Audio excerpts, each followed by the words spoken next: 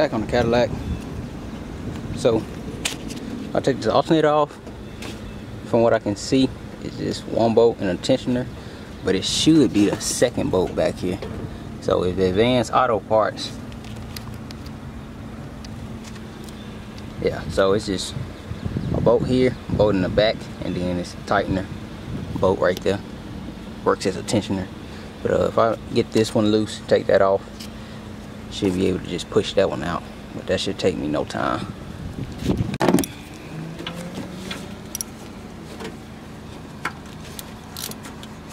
That ratchet would have been nice right about now. Ain't gonna have to worry about sockets falling. None of that stuff. Got that all the way loose. There we go. Get that bolt out. I used to lose a lot of bolts, man, so I learned. Put it back where you got it from, and it'll be there when you need it. So both of these alternator bolts, I'm just gonna put right here. One belt, that's off. And then I got the charge wire in the 2-pin connector.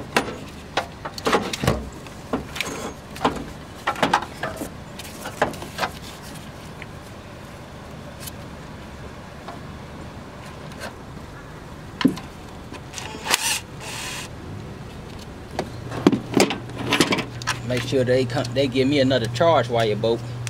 I be liking to keep the bolts on there if I can. When the alternator broke on the truck, I couldn't. But I ain't got that piece out. I'm ready to go to the store.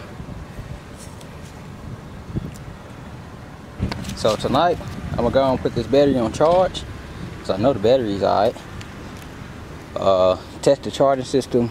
I want to go ahead and just take a peek at the blower motor, see if I can force it to blow. Spray up the engine bay, and then possibly just drop the coolant so we get some fresh coolant in here. But I gotta get to the store. So I'm not gonna ramble on. I gotta go ahead and take this core and stuff with me, and I gotta go to one more store for some exhaust tubing for some turbo stuff. Y'all wouldn't believe this unless I showed y'all, so I'm just gonna show y'all. Look there, see the front not lining up? They put the case on backwards.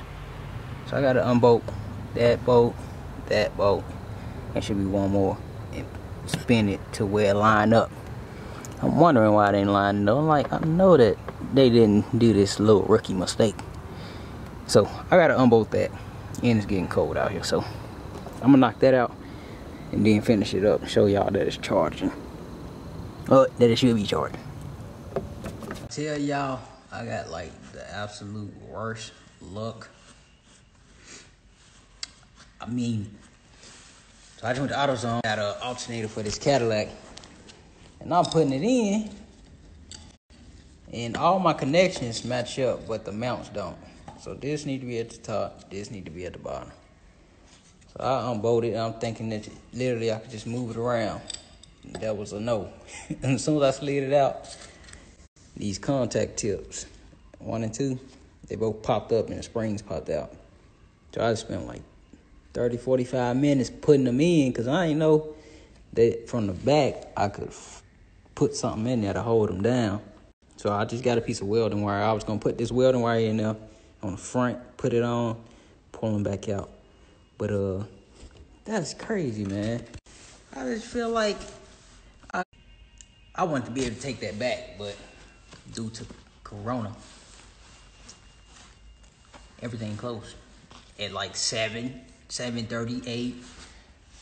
And then the AutoZone I went to closed at like 10 o'clock, man. They already closed. Dang. But I should be able to slide this back in. Had this in the car in about 10 minutes. Make sure I get my right angle though. Yep, like this. That's what I had. And this at the top.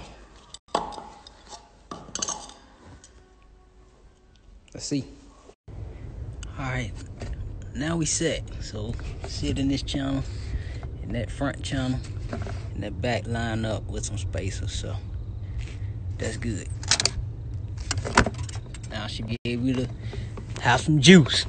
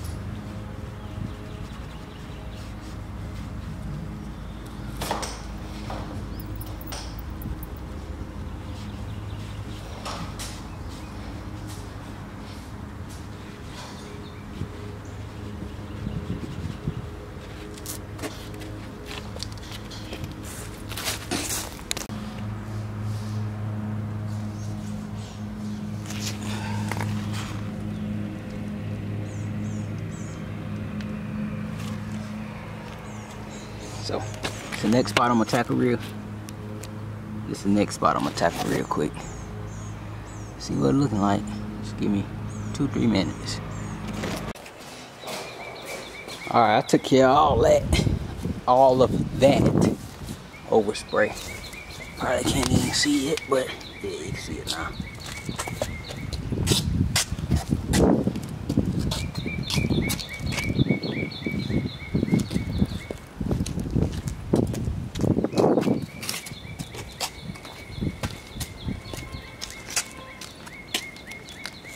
These feel like pillows. Feel soft, huh? Yes. And this one feel hard. Oh. Hi, Mommy. Hi, bro. You ain't hot? No. You want to take off your jacket? No. I had to take the trim all the way off to clean it.